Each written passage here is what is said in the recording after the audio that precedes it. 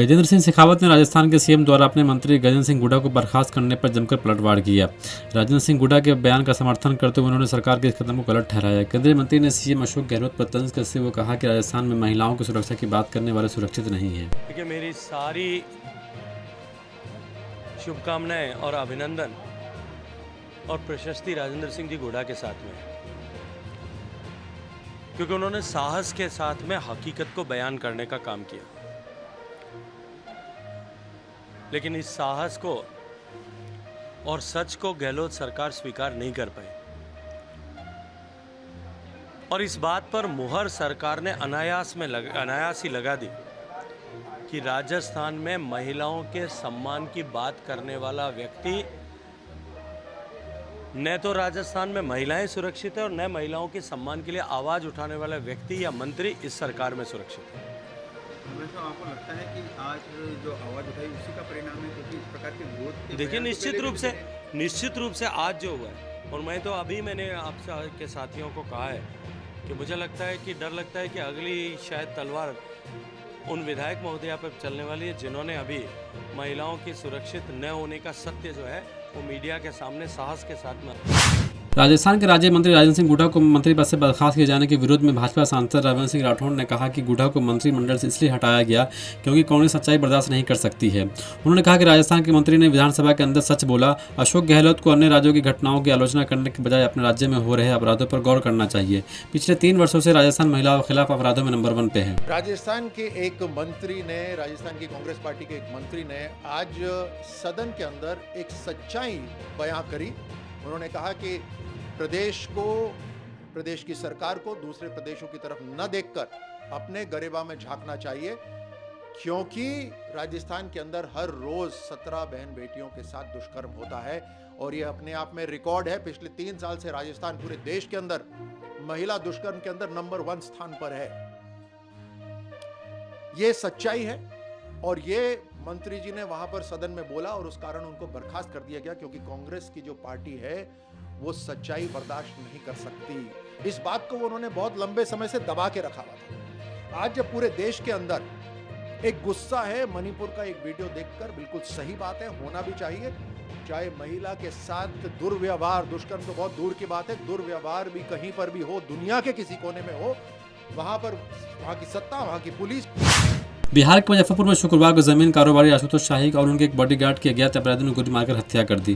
गोलीबारी की घटना आशुतोष शाही के बॉडीगार्ड और वकील घायल हो गए। घटना नगर थाना क्षेत्र के लकड़ी ढाई मोहल्ले की है। जानकारी के मुताबिक पहले से रेकी कर अपराधियों ने अधिवक्ता सैयद कासिम हसन उर्फ डॉलर वकील के साथ घर से निकलने के दौरान ही आशुतोष को गोली से भून डाला, जिससे आशुतोष की मौके पर ही मौत हो गई।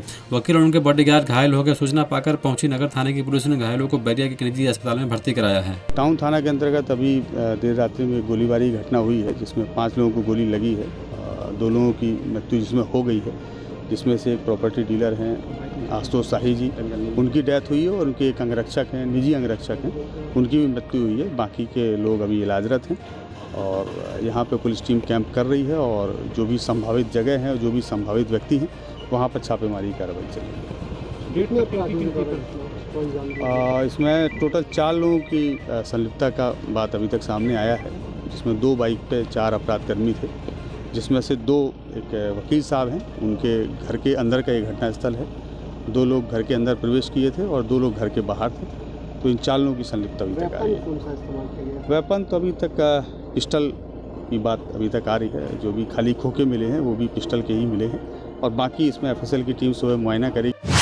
छत्तीसगढ़ के मुख्यमंत्री भूपेश बघेल ने आरोप लगाया कि राज्य में कई ईडी और आईटी के छापे पड़ रहे हैं, क्योंकि केंद्र सरकार छत्तीसगढ़ी खदानें अपने दोस्तों को देना चाहती है। सीएम बघेल ने कहा कि छत्तीसगढ़ एक छोटा राज्य है और सबसे ज्यादा आईटी और ईटी के छापे यहीं पड़े हैं। देखिए, जो आखिर छोटा राज्य है और सबसे ज़्यादा छापा यदि कहीं पड़ा है ईडी, आईटी, DRA, तो उसका कारण यही है कि भाई संख्या बल तो हमारे 71 है।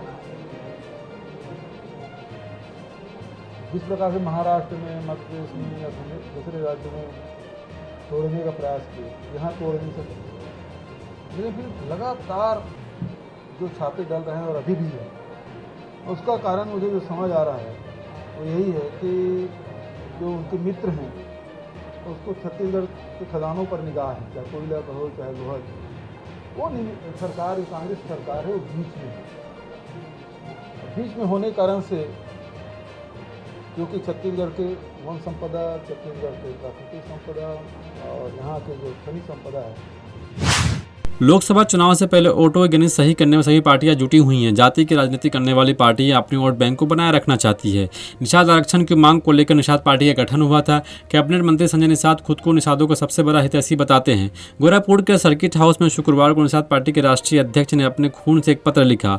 अपने कार्यकर्ताओं से भाजपा को वोट देने की अपील की। इस पत्र में उन्होंने लिखा कि उनके शरीर का खून और जीवन का एक बूंद समाज को समर्पित है। मोदी जी को 2024 में फिर से प्रधानमंत्री बनाना है। समाज ने हमारे ऊपर भरोसा किया, हमें अपना वकील नियुक्त किया और गोरखपुर का एक लाल इस लायक बनाए उन्होंने कि देश के सुप्रीमो, दुनिया के यशस्वी प्रधानमंत्री के पास दर्जनों बार वकालत करने का अवसर मिला। तो मेरे ज़िंदगी का एक एक क्षण और मेरे इस शरीर का एक एक कण, मेरे ज़िंदगी के एक एक क्षण इस समाज के लिए समर्पित है। मैं खून से लिखा पत्र इसलिए लिखा कि मेरे समाज ने खून दिया है देश को आज़ादी के लिए। देश आज़ाद हुआ, पिछली सरकारों ने उजाड़ा, अंग्रेजों ने उजाड़ा। मोदी जी ने 26,000 करोड़ रुपया दिया। मोदी जी ने आपको मछुआरा। राजधानी दिल्ली में यमुना का जलस्तर एक बार फिर से खतरे के निशान के ऊपर पहुंच गया है। शुक्रवार की रात यमुना का जलस्तर 205.48 मीटर रिकॉर्ड किया गया। बता दें कि पुराने रेलवे पुल के पास खतरे का निशान 205.33 मीटर है। ऐसे में दिल्ली में एक बार फिर बाढ़ का खतरा मंडराने लगा है। जल आयोग के पहले ही यमुना के जलस्तर में बढ़ोतरी का अनुमान व्यक्त किया था। उसके बाद दिल्ली सरकार ने अधिकारियों को बाढ़ संभावित क्षेत्रों पर नजर रखने का निर्देश दिया है। साथ ही जरूरत पड़ने पर लोगों को सुरक्षित स्थानों पर पहुंचाने का इंतजाम करने का भी हिदायत दिया है। पानी के फिर से आ गया है और बाढ़ फिर आई। फिर आप लोग क्या करेंगे? अब क्या करेंगे, घर जाएंगे, कहूँ न कहूँ ठिकानों करेंगे। बच्चे स्कूल जाते हैं यहाँ पे? हैं, स्कूल जाते हैं बच्चे। आप लोग काम क्या करते हैं यहाँ पे? आपका तो काम बंद हो गया होगा सब। खेती करते हैं, चली गई खेती।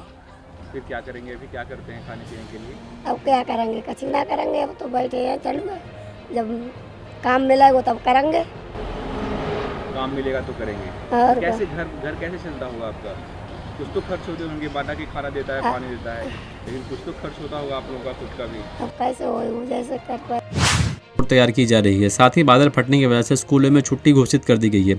मौसम विभाग ने अगले 24 घंटे में देहरादून, उत्तराकाशी, टिहरी, पौड़ी और नैनीताल में बारिश की चेतावनी जारी की है और साथ ही SDRA और फायर ब्रिगेड की टीमें तैनाती कर दी गई है।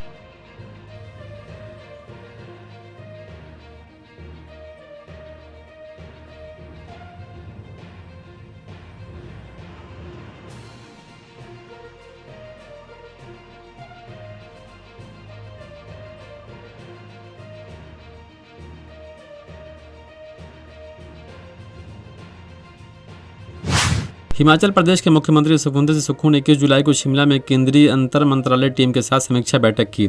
हाल में हुए भूस्खलन और बाढ़ से नुकसान और क्षति का आकलन करने के लिए केंद्रीय टीम हिमाचल प्रदेश पहुंची है। 8 लोगों की टीम को 2 भागों में बांटा गया, जिसमें एक टीम कुल्लू मनाली क्षेत्र का दौरा करेगी तो वहीं दूसरी टीम शिमला किन्नौर क्षेत्र का दौरा करेगी। वे नुकसान और क्षति का आकलन करेंगे और सरकार को सूचित करेंगे। जो फिर आगे की कार्रवाई होगी वो उसको पूरा करेंगे।